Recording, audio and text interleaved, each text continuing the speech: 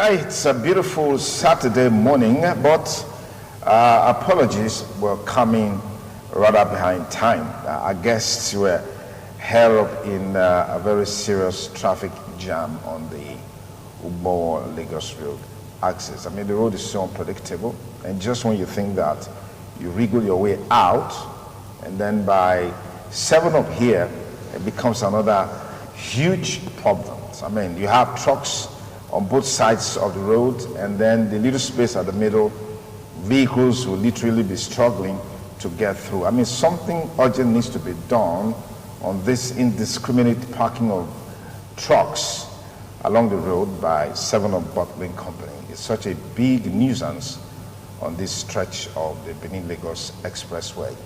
Anyway, we thank you for your patience. We thank you for your understanding. My name is Sonny Duke Okosun. Welcome on board Politics Today on independent television and radio. This week, a major issue that was at the front burner and is still there is the threats of impeachment against President Muhammadu Buhari by members of the National Assembly, particularly the Senate and even the House of Representatives. So we'll look at that issue basically.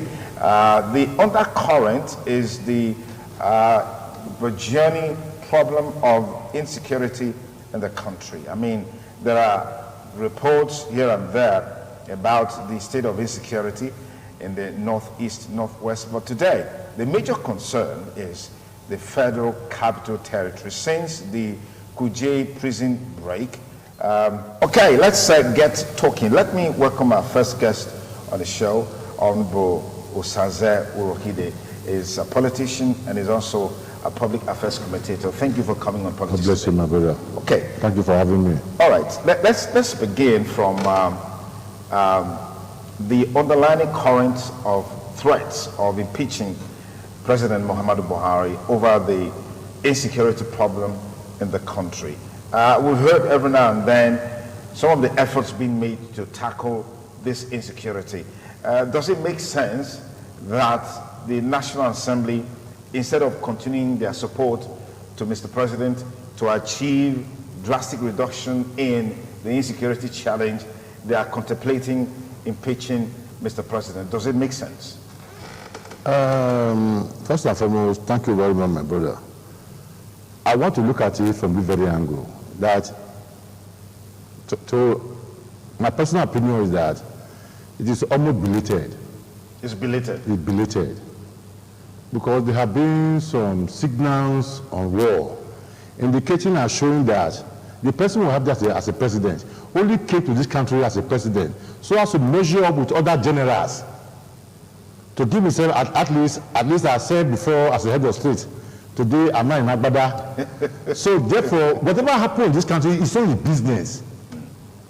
Okay, coming today, there was the light one time, some time ago, at the National Assembly, at the Red Chambers, when Senator Muhammadu first raised one alarm that how can the President of the Federal Republic of Nigeria indiscriminately move ahead using public funds to buy jets, buy things for himself without the consent of the National Assembly? He said that is what impeachable offense. They almost said law. Yeah. You remember, yeah. Period. Yeah. They almost 18 law. Yeah. That's why I say today is almost like a belated activity. The whole National Assembly that they knew. And now, before this now came up, at least they went first of all to Committee of the Whole.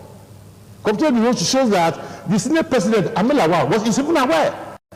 Having taken the show for Committee of the Whole before plenaries, when the dimension that now stood up and said, we have discussed this thing at Committee of the Whole, and this is what we have. You now said your system fell flat on my face. What are these sorts? What are these sorts? At least for Christ's sake, they are all senators. Yeah. It's only getting there before you now say who is who among everybody. So they are all equals. They are equals. First amongst the equals. Finish. That's what it is, yes. You understand? How can you now say what the whole of you have discussed that it fell flat on your face? You know, after those series where they all now match out, there are this senator from Lagos State who said it is totally the minority people, not the minority. He said it's a decision of the whole house. I forgot his name. He came with other channels. I watched other channels. He said, it is not a decision of the minority. It's a decision of the whole house. So that's to tell you that we are all tired. Who is this person? We are tired of it. A situation where there is nothing again that is real against Nigeria. Nothing. Apart from human living. Which is also being threatened. You understand? Yeah. By him, and nobody else. But the same person that calls himself Muhammadu Buhari, it's the same person. There is nothing again in this country that you say, okay, if you woke up this morning, you will not say, okay, yes, generally, things are what they were yesterday. Things have improved. Things have improved. Yeah, so when you wake up, you don't wake up to that new reality like things have improved. I mean, it's just the way it's getting worse. It's getting worse. There's nothing like an improvement. You woke up today now, okay, kind of. You are able to have your maybe your meal, you go to bed, yeah. You wake up. That same meal, my brother, if you go down there, you can't have it any longer. Absolutely. You can't have it any longer. Then walk out away. And then you are just there. Are you a robot? Don't you have brain? Don't you think? Don't you do anything at all? Okay, let's take a short break. Our second guest has been able to wriggle his way through the gridlock to be in the studio, Barrister Adam Saliu. It's still Politics Today on independent television and radio. We'll take a short break. We'll be back in a moment. Stay with us. Thank you again for staying with us on the show. It's been a very tempestuous edition of Politics Today, but it's okay. It happens this way sometimes, but we'll just see how we can manage the situation and get the best from it. As usual, our studio number will be open so you can call and be part of the discussion. That will be on the second half of the show. Let me thank very specially Sir Adam Saliu is a legal practitioner and notary publics, former special assistant legal affairs to the state government. Barrister Adam Saliu, thank you for joining us. Thank you very much, good day, viewers. Okay. Thank you. Yeah, Barrister Adam Saliu, the major talking point nationally is the threat of impeachment against President Muhammadu Buhari. What is the constitutional provision for this, and to what extent is this justifiable against the background that in every government you have the legislature, you have the executive, you have the judiciary. In a sense, these different arms of government work together for the good governance of the society. So how justifiable is this decision? Well, constitutionally in Nigeria, constitution, there's no word like impeachment, but there's removal, which is synonymous. Okay. But in the American Constitution, they have impeachment, okay, which one and the same thing. And we are now looking at Section 143, which provides a cumbersome process to remove the president. It's not as simplistic. That 143(1), if the president is seen by 1/3 of the National Assembly members, reps and senators, to be failing his duty, 1/3 of them can sign and initiate the process. Upon that, if they get that 1/3, they will send it to the president of the Senate. The Senate president must, within 7 days, make copy of that allegation to the president to answer and circulate it to all members of the National Assembly. They have 14 days to do that. They will do that back to the Senate president. Upon receiving that, a plenary will be a setup. 2/3 of that body of the senators and the National Assembly will vote for the removal process to start. Senate president will now again set up a 7-man committee to go and investigate as per 143D. That one has 3 months to work before it will revert to the National Assembly. So if you look at it, by the time it comes back, it will be debated. If it is found guilty, 2/3 majority has to approve it. So the process is cumbersome. And in the instant case, yes, if the intention was bona fide, it was in good faith, as you may so, the timing is wrong because the president has less than 9 months to stay in office. By the time you submit, panel set up 3 months to review, 14 days to approve. Where are we? And in the political scenario, you can never guarantee that you will get about 70 people among the 108 senators to vote for impeachment. So is this an empty threat? Well, it is not, well, if you go presidentially, it could be an empty threat. Because in the political history of Nigeria, no president who was democratically elected has ever been democratically removed. Okay. Governors have been removed, deputy governors have been removed, but the president, it is cumbersome, it is like a threat. Well, the senators involved are even minority senators, drawn from PDP, ABGA, and NPP. They don't belong to the main party. But it's one of the games of politics.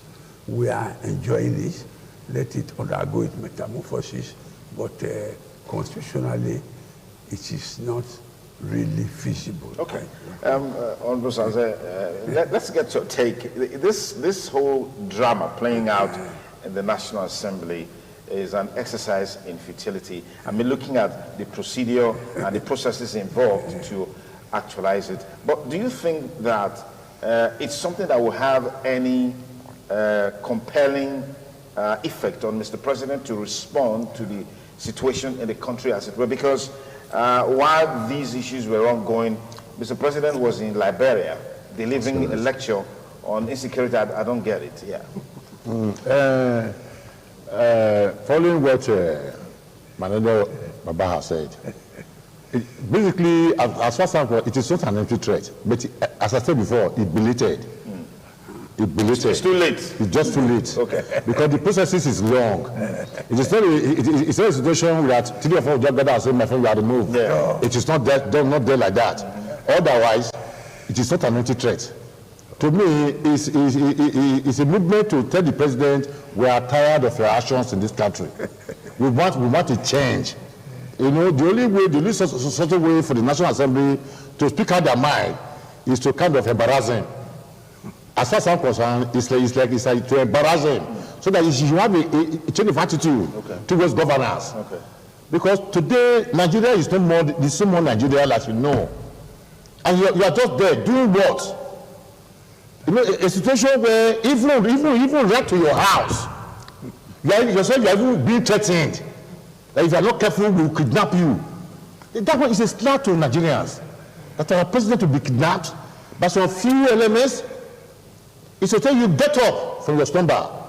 National Assembly, they know that the process is long. Yeah. Before you can remove him, majority of them will left the National Assembly. It will be on ground that we tried.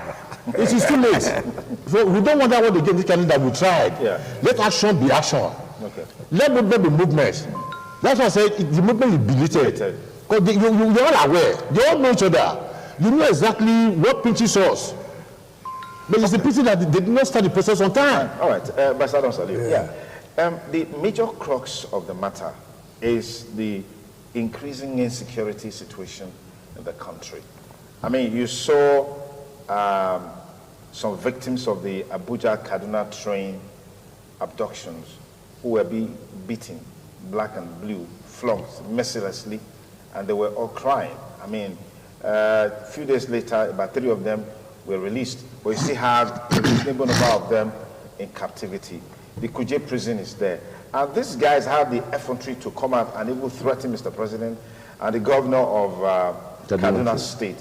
What do you make of the level of response on the part of the present administration to these challenges?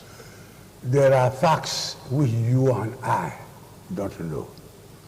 Because the president, for instance, a retired top military officer, is in charge.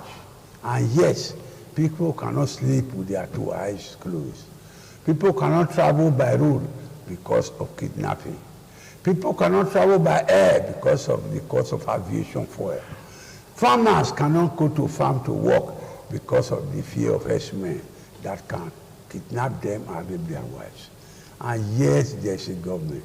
Section 14, subsection 2, sub 2B, provides that security and welfare shall be the principal and primary purpose of government. But here we are now, no security, nowhere. Ipso facto, there is no government. But since there is no smoke without fire, I am thinking that there are accomplices. If a dancer is dancing well on the field, the drummer are behind. A government is powerful. Semi, demi, omnipotent or powerful.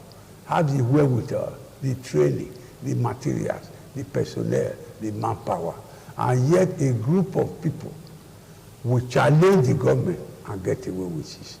I'm sure there is more to this than meets the eye. People are backing them, whom they are. We don't know. The word unknown is now very popular. Unknown government, unknown terrorists. Unknown government. Unknown bishops. Unknown bishops. That's the ready word now. But we should investigate. But in all, the president's performance is abysmal failure. It's mediocre and below average. Okay. The truth should be said. I like that. Okay, let's talk about yesterday. The Chief of Army Staff, did some reshufflements in the military top commands and all of that. Do you see that as a belated decision too, or this is timeous to help to address this rising insecurity, particularly in FCT? My brother, you see, let's all stop to deceive ourselves. The military, as far as I know, as far as I'm concerned, is that if you go back to the 60s, before the war and during the war, there is always one simple area: give order. There's always a given system in the army that said the army obey the last command. Till now, there is no executive order in this country. They're telling us we are moving towards it, we are trying towards it. Is it to exchange one officer for another officer that is the problem? The problem is that where is the chief executive? Where is the commander-in-chief? Who gives us order? We are changing officers from day to day, changing officers from day to day, retiring some. Are you solving the problem? We have gallant soldiers in Nigeria. Even we have gallant mobile policemen. All the material that have been brought in this country, the helicopters and all, where are they? Where are you going to use them? Is it in my backyard? All the military formations that we have all over the country, what are they doing? Where is that executive order? Where is that permission to say today, okay, now look at one thing. Then look at all the system and say, shoot aside. Anybody there. That's what executive order. Because he has given that order. He is the chief of staff, commander-in-chief. What are Buhari told soldiers? What are you to tell soldiers today? Today, as we talk here. If you want to allow us to see your actions, that's why the Impeachment notice is to push him to action. He has not been acting. He has not been using his office as commander-in-chief. As a commander-in-chief, stand them and say, today, Chief of Army Staff, I want that forest call. Give me a report, so period. You are giving him executive order. But today now, this one see that what thing? Without such orders, they cannot carry out anything. Okay, it is among the parameters to say he can change his officers at will because he is the Chief of Army Staff. He can say, okay, my friend, you are not that active here, you go there, you come here, you go there. But that is not what we are saying now. Today now, they are telling us today, they say they own half of Nigeria. I say you call them banditry, call them insurgency, call them all move to one direction. Either they are robbers or they are terrorists. Don't give the bigger names. Some will say hate speech. Hate speech is that don't talk. You say, when you say anything, talk. But if you say anything and talk in this country, you are arrested. What is the president doing? We need to do action. Tell the soldiers, tell everybody, all combine together, whether Air Force, Navy, or what have you. The chief himself, commander-in-chief, see, let him come out and say, okay, today I'm tired of this. You Chief of Army Staff, chief of air staff, chief of naval staff, all of you come together. Those are the military. I want people removed from that place immediately. You will see action, exactly, you see action directly. Okay, all right, so just to buttress our conversation today on the impeachment threats against President Muhammadu Buhari, I was reading something last night. It's been there in the public space. A statement credited to the governor of Kaduna State, Malam Nasser El-Rufai. And this is quite interesting, I must say. Kaduna State Governor Nasser El-Rufai said President Muhammadu Buhari was not aware of the terrorist threat to abduct and kill him. Let me take an excerpt in that story, just to, he made this statement, El-Rufai, during a radio program. Said he informed the president of the threat to abduct him, promised to improve security in Nigeria. The Kaduna State governor wondered how bold terrorists have become to threaten to abduct the Nigerian president. But that's not the catch for me. The catch for me is the first statement that I read, on this story, that the governor of Kaduna State said he informed Buhari of the terrorist threat to abduct and kill him. So the question is that if it took the governor of Kaduna State to come and inform President Muhammadu Buhari in Abuja of the threat by terrorists to kidnap and kill him, so the managers of information around Mr. President, what are they doing? What are they doing? I don't know if you make any sense of this, Ambassador. Yes, very well. Yes, what's the import of this? Two main public relations officers, as it were, Garba Shehu, Femi Adesina, they are supposed to be the eyes and ears of the president. Although El-Rufai is very active, is very dynamic, and he has his connections, maybe he had privileged information. That is why it was he who went to the president to... But I don't, when you say privileged information, the information about the threats by terrorists against it was an open statement that El-Rufai is saying that the president wasn't aware until he told him. That's what I wanted to respond to. Yes. The president may not have been informed directly. Ordinarily, you are expecting the president to have read the social media or be told by his lieutenant. And he now claimed that he was not aware. I think it was a diplomatic answer by the president. In civil service, in government, he will say the matter is receiving attention. 2 years, 5 years, you won't hear anything. He said, I'm not yet aware. And yet it will be publicized. It's on radio, it's on television, it's in newspaper. You tell the PRO of police or security agency, we say, I'm not aware, but I will investigate. So let us think that the president was diplomatic to claim that he was not aware. On El-Rufai, El-Rufai had to draw his attention to it. But let's get a take on this. In fact, the president is not aware of the threat to his life. Yes, in fact, in my language says, I goes working. You don't send a mad person to the market to go and buy something for you. You see, for a president of a nation, at least for every information, he's supposed to disseminate that information to Nigerians, especially even additional Gabashew. He at times, if the brain is working seriously as a president, he's supposed to tell them, have you not heard about this and this? Not telling us that I was not aware. Imagine a situation over academic staff of Nigeria being on strike. He said, I'm not aware. The same man came and said, you're telling me, I'm not aware. You mean your cabinet said you're not aware?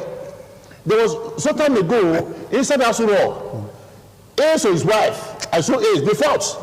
You still go to fight there inside Aso Rock. They want to go and say, are you sure they are fighting? I'm not aware. So therefore, who do we have as a president? That's why the whole exercise for National Assembly is a belated issue. There are a series of occasions that would have to say, my friend, who are you? What are you doing here? If I mistakenly voted for you, I agree it was a mistake because you were able to deceive every one of us. As far as I'm concerned, is that he campaigned. You see, everybody. he posted.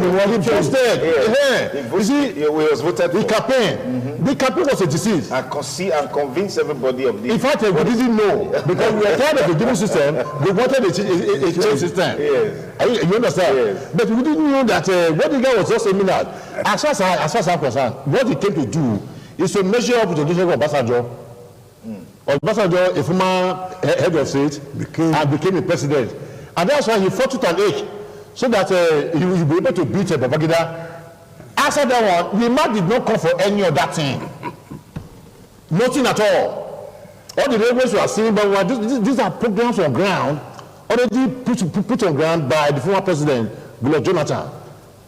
As I speak with you now, what's one thing that the president Muhammadu Buhari thought of in this country that he said it is originated from him? The only thing I saw that originated from him is what? It's justice. No, we can't say that. There's no evidence to back that up on Rosazel Rohidi. But no, look at the direction now. Insurgency bad in they've been there. To what level? They've been there. To what level? They have been there. You agree they've been there. I mean, you recall that the United Nations building in Abuja was bombed by terrorists. I understand. As at that time, as at that time, yes. What Jonathan was doing that impressed me was that he moved to the site. Yeah. There's something he took a helicopter and went to Sambisa Forest. Okay. He wasn't there. But the president said, okay, let's have a mission of silence for the dead. As simple as that. Okay. As if I left his office. All right, let's take calls now. Dial our studio number, and you can be part of the discussion.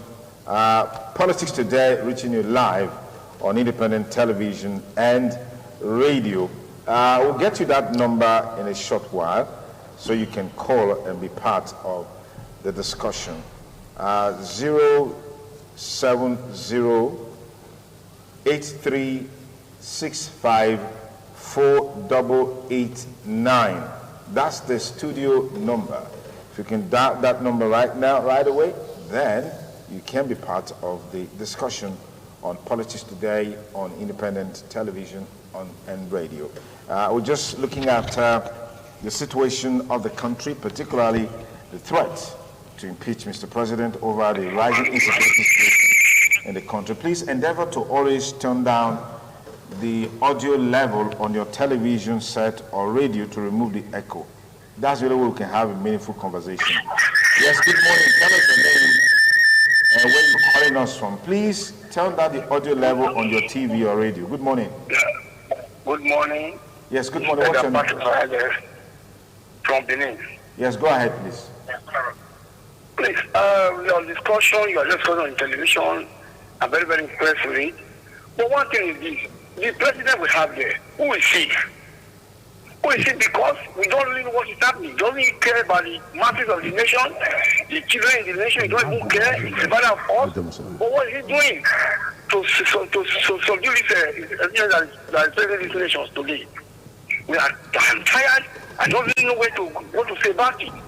So I think because he should be removed. It's not comfortable to be there. Thank you very much. All right, thank you. That's your opinion. And just to say that views expressed here are entirely the views of those who are expressing them. They're not the views of the station. We're getting feedback now on our discussion today on the program. Please endeavor to be civil in your language and avoid names calling and casting aspersion on anyone.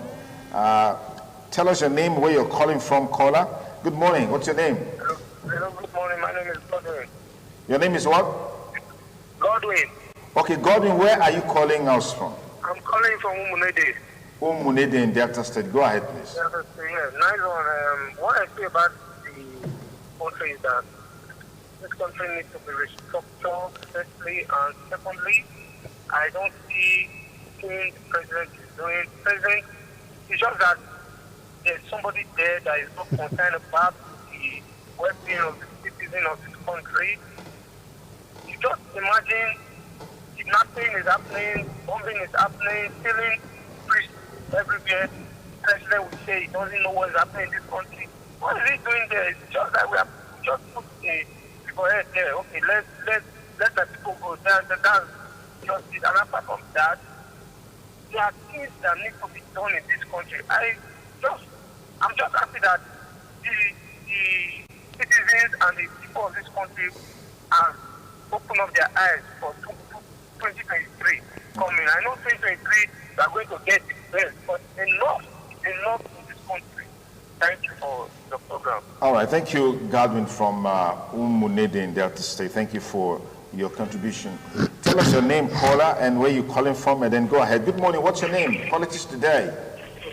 Good morning. This is Richard calling from Ogida. All right, please go ahead, please. The president has never been aware of anything.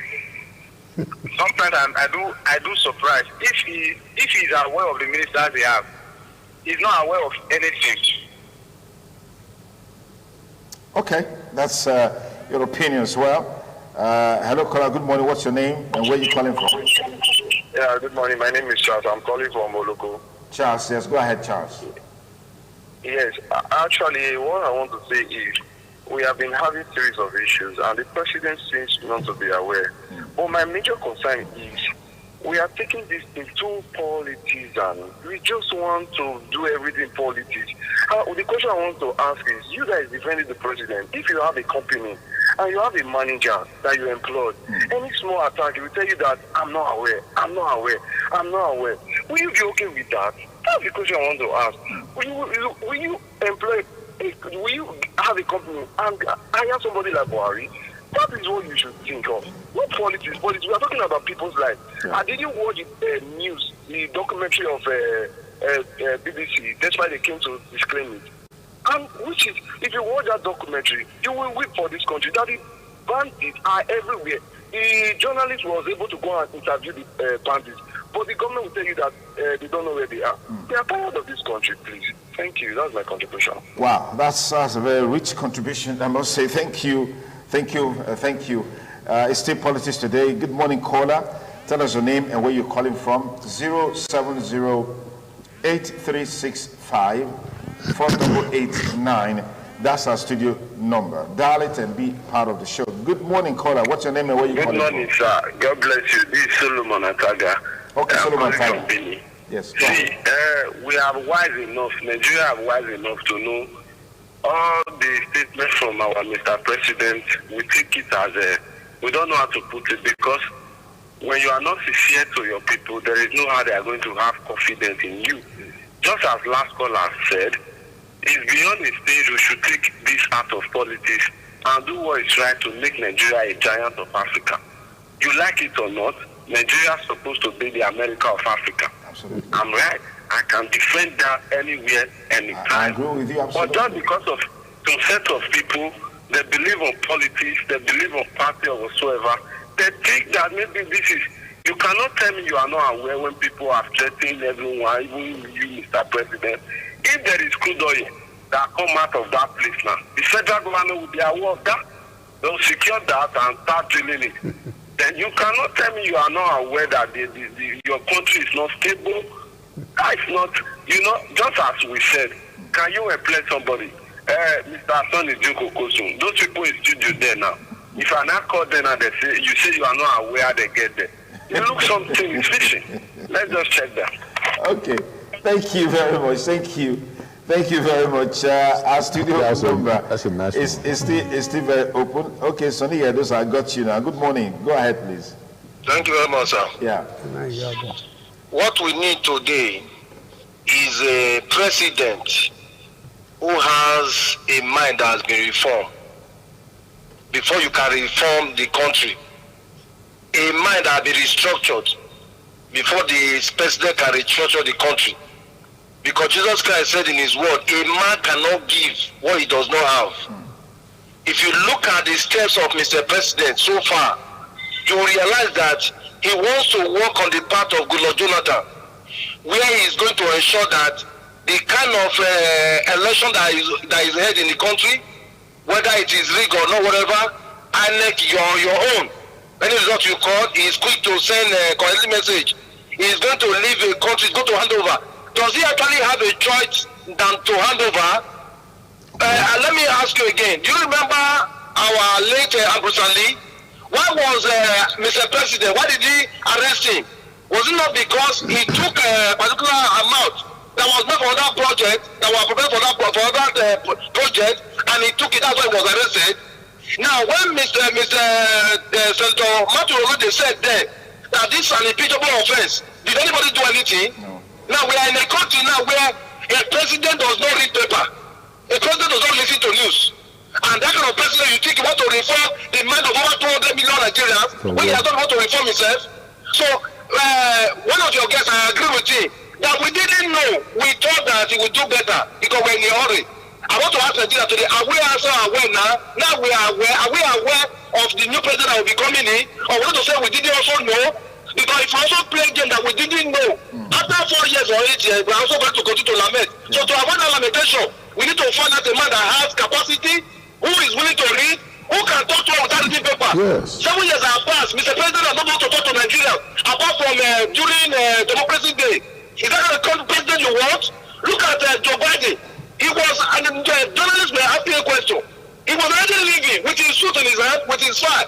And the journalist asked the question. He said that it was not good for him to decide journalists. He was standing, and he did security agent had to leave him. After that question, he left there. That kind of president we need, who has capacity, the mind to think, and to read paper, proactive and not reactive. Not that we get that, what we are seeing today. President Buhari is already good if we don't wake up and do the right thing. Thank you and God bless Nigeria. All right, thank you, Sonny Edosa. Let's go back to the studio a little bit by Stardom Saliu. Yeah, I mean, you can see the reaction even from our viewers and listeners on this issue. It's as though the country right now is on autopilot, just running itself. Any direction it wants to go, you know, it goes. So let's get your take. What level of response do you expect from Mr. President, or how do you want Mr. President to respond to the state of affairs in the country as it were now? Well, law and morals are parallel paths of democracy. If the president were to have morals, self-conscious, he knows what to do. He has the paraphernalia. If he's unable to carry on, he knows what to do. Okay, let me take this call. Okay. Hello, Kola. Good morning. Comrade Solomon Ijogbe.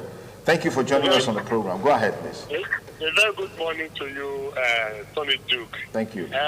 By Stardom Saliu and your co-discussants, a very good morning this morning. Thank you very much. Yeah.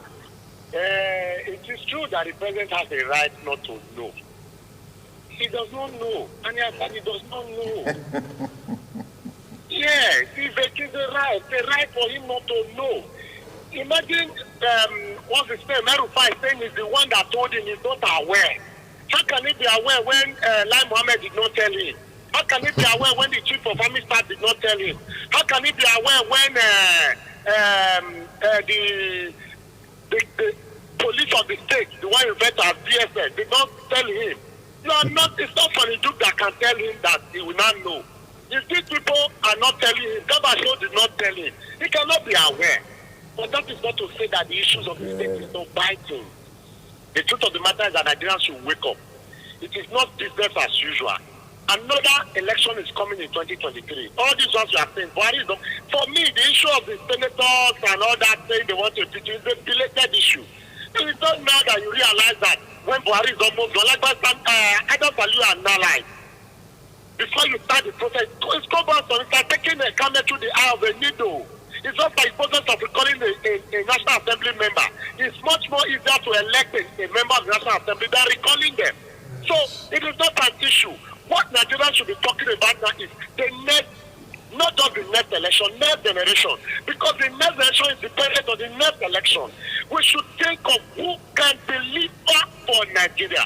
Is it those that think that it is their turn, or those who feel that their friends should benefit from government and not the people of Nigeria? Because if you refer to being in government to benefit your friends, then Nigerians are not your friends. So we should begin to look at those who are discussing issues. Who are those telling us the problem of Nigeria, how we can tackle it? Look at them and verify their facts if you can. And then let us think about 2023 and vote out those that are making life miserable. So you took, like somebody mentioned a while ago, that you cannot travel through the air because of aviation fear. You cannot travel through the land because of fear of kidnappers. You cannot use the railway because of the fear of bandits. You cannot even go to your farm because of the fear of headsmen. You cannot even talk freely because of the fear of hate speech. Where are we in Nigeria? It's full of fear. We are like a country that is conquered. And the only way we can get out is to pick up your PVC, go and register if you have not, because you still have a little time left, and go and cast your vote. Don't sit at home, because you sit at home, they'll use your special vote for those, or nominate those they want to be there. Thank you very much, Mr. Adam Salu. Thank you, Oroide, and thank you, Solid Tukokoso. All right, thank you very much. I've got Barrister UL Osawage with us on the show. Barrister Osawage, please go ahead with your contribution. Thank you, Solid. Good morning, everyone. Good morning. I just want us to look at it from this perspective too. We know that the buck stops at the desk of the president. Yes. But now, what is evident now is that if the president says he's not aware of some of these things, so the Duke, it is possible. Look at the enormity of the kind of work, files, and the responsibilities of the president. Will he give him time to be able to go through social media activities and all of that? Like for me as a lawyer, it's difficult for me. I have groups that I belong to. There are tens of thousands of messages. I can't go through them because I don't have the time. Yeah. But now it takes us to the point that what is the intelligence available with the intelligence community that they bring to the desk of the president? It is these intelligence institutions that are supposed to brief the president. These are the issues, these are the things, and in so doing, the president would have become aware of this particular issue. I do not think that it is for the president to be looking at the social media and all of this. He will not have the time, but it is the intelligence institution that are supposed to give the president day-to-day briefing upon which he will not become aware of this. And that takes us to the point. What are we know, like I said, the boxers are the desk of the president. On the intelligence community, we also have to share the blame to them. We heard on TV and reliably so that the DSS brought intelligence to the military about the invasion of Kuje prison, and they did nothing with it. We need to start interrogating this intelligence community, the military institutions, the security institutions. Okay. Like I said, the boss of at the desk of the president. But of course, we need to interrogate them. The media, the National Dialogue Program needs to begin to interrogate with this. That has come to the fore now, that the president is not aware of a lot of these issues. When there are bombings, there are kidnappings in the hinterlands, in the north, the president may not be aware, but it's for the intelligence community to say on their day-to-day briefing of security to the president, this is what happened, and all of that. Then the president will not take the decision. Okay. So there's a fault in the intelligence community and our security agencies. They are not doing their jobs. Okay. Thank you. All right, thank you, Barrister Yellow Sawage. Yes, let's quickly conclude now. You want to say something? Yes. Yeah. You see, I'm listening to some of the callers asking that this time around we should not say that we did not know that we're voting, and that we should all sharpen our privacy and be able to get it right this time. But politics is not like that. Because today, the political scenario we have in this country, there are basically two folds. There are those radical politicians. There's another group that's called the gangsters. Or you see, in some other area, they refer to them as godfathers. Basically, to my mind, they're not godfathers, they're gangsters. They sent out the radical politicians for the floor to go and tell outside how does it look like? How does it look like? These gangsters are there preparing ground to see how to seize the power. It doesn't necessarily mean your votes. Today now, look at 2 states has gone by. There's another person that we were looking at say, maybe if you try this person, it could be better than this dude. Yeah. But from those 2 states, nobody had of him at all. Which is a big statement. You understand? Nobody had of him at all. So those gangsters that are looking at him, you are a beginner, remain behind. They're not talking about just two of them. So if you're not saying that we should sharpen our PVC, we should also be looking at those areas. Okay. Because these gangsters, they don't want to live there. Absolutely, absolutely. By start of salute. Yes, well, we have had people contributing that leadership is a collective effort. Information Minister, Press Secretary, Chief of Army Staff, Navy Staff, those ones ought to be briefing the President. They failed to do their jobs. The President now said that he's not aware. So if we take it, as I said, another way out, if the President thinks that the job is too big for him or that he's unable to continue. What did you bring there? He is equally free to resign. Absolutely. We heard him say that he's tired. He wants to go home. He said that. Yeah. You know, so about which is very rare, but in other climes, It happens. presidents have resigned. Okay. All right. All right. Our time is up on the program. Policies Today on Independent Television and Radio. Hello, caller. Good morning. You are last caller for today. Yes, quickly make your contributions. Good morning, sir. Yes, your name and where you're calling from. My name is Paul. I'm calling from Second Cemetery. All right, please go ahead. Yes, sir. I just want to thank everybody there. Nigeria is a country that everybody are tired. We don't know what is happening, but I want to tell you, Nigeria problem is within Nigeria. It's within Nigeria. It's not outside of us. But I just wanted to cut it short. The Bible says when the righteous Please turn down the audio level on your TV or radio to remove the echo, please. Okay. Turn it down. It's still too loud. You can hear the echo yourself. Or just move Can you hear backward. me? Can you hear me? Turn it down completely. All right, all right. Let me go off it.